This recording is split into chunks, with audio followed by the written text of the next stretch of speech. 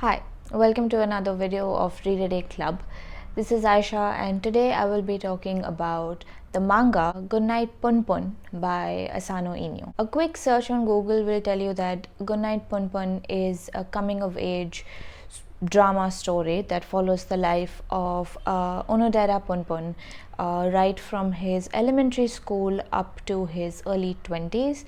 So it's quite a long journey. The manga itself is 13 volumes and 147 chapters. Now, I don't want to talk about the manga in a way that will reveal to you even like the slightest crucial detail about the story, because I entered this manga knowing absolutely nothing about even what it was, and I think that heightened my experience of it because I was completely in the dark and I was unpeeling the layers as I was reading it.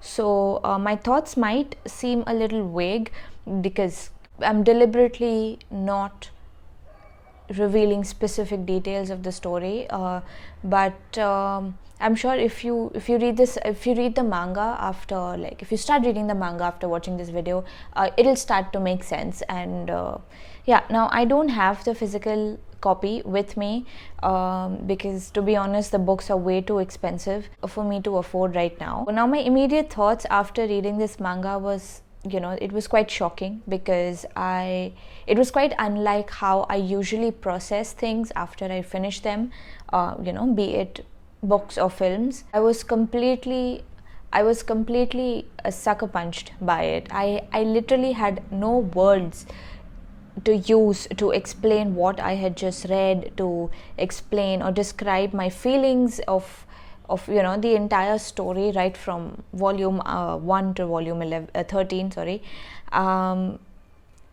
It's all I could say at the time was it is just a very painful and deeply relatable manga. It's also conflicting and claustrophobic. Oftentimes it's very claustrophobic, but at the same time it's so unbelievably real and human because there's so many things are all intertwined. So many subjects are put across in the most tragic way imaginable, and it really pushes the limits of what a manga can do and how it can make you feel, especially when it's a manga that has been categorized under the slice of life genre. This one definitely felt very shifty, it felt very bizarre, it felt very dark and very nuanced, and that's what's so great about reading Goodnight Punpun.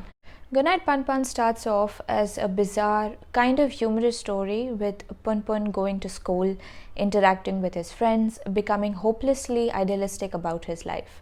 I mean, it's cute, at least in the beginning, but the manga very quickly turns from expressing the naivete of a child to something more distorted and problematic for the lives of the characters. The experiences of Punpun as a child are quite hyperbolic and bizarre. The depiction of adults around Punpun and Punpun himself in his interactions with them, it really reveals how he estimates things and reality. His experiences are magnified on purpose, I believe, to imitate the way a child experiences the adult world. For Punpun as a child, the slightest bit of embarrassment or disappointment or failure manifests into such a hopeless condition. He's jumpy and unsympathetic. It's the documentation of how a child processes feelings of anguish and sadness and disappointment. So it really shows how tough it was for Punpun to adapt to his reality, especially because the adults around him were unable to create a safe space for him to vent as a child must and ought to. As a reader of Punpun's life, I could sense the tumultuous nature of his existence, the underlying restlessness of it, and how it sort of manifests in his life. Now, as an adult, I think we are more conditioned to reality, to sort of comb through disappointments, though not very successfully most times.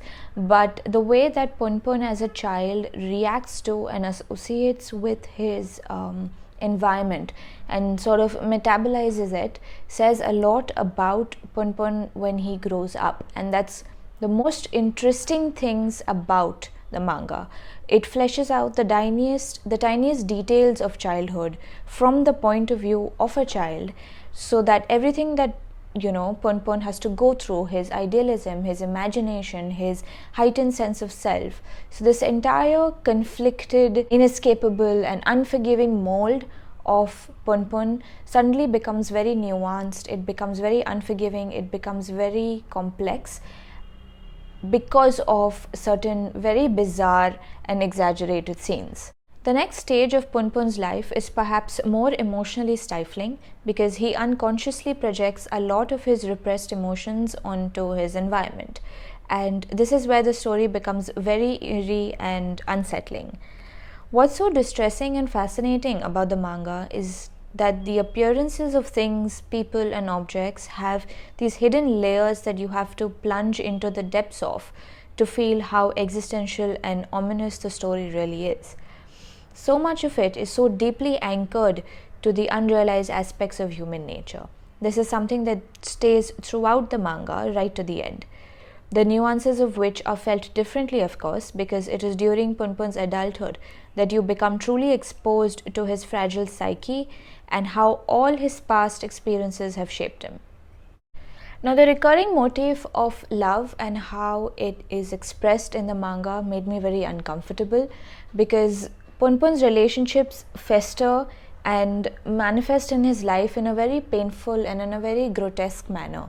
And it's all about how Ponpon immerses himself into this environment and becomes more and more affected and tormented by it without actually understanding why it's happening. So that can be very painful to read.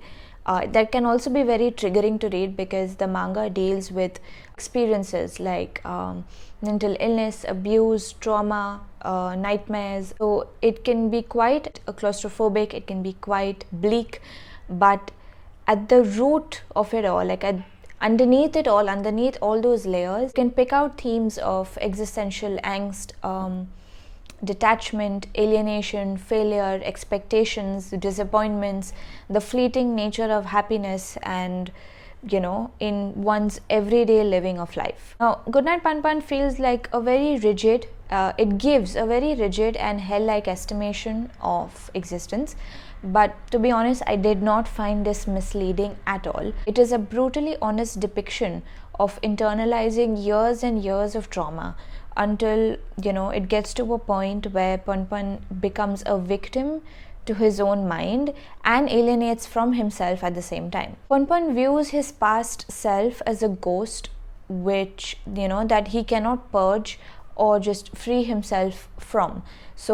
And this is so intricately weaved into the story, which doesn't just concern Ponpon as a character, it also deals with a lot of the dark and, a lot of the darkness and emotional turmoil of the other characters as well. This sort of flows into another very important theme of the manga, which is that people around you can somehow embody all the things that you as an individual are unconscious of. And so that's exactly what happens with Ponpon. He injects all his fears, his anxieties, his dissatisfaction with the world into the people around him, and that how it descends into insanity, how it descends into this grotesque, dismal and just psychological portrait of a life is something that is very disturbing.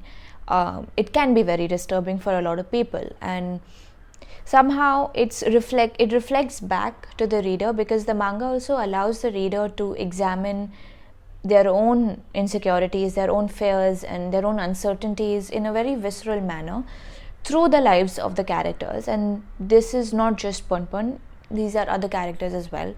And I think Goodnight Ponpon is one of those stories where you start to relate to characters that you did not expect to feel so deeply about. Goodnight Ponpon, when seen from a distance, may appear like a labyrinth because there's just so much that is going on, so many conflicting stories, but it doesn't feel random, it doesn't feel forced.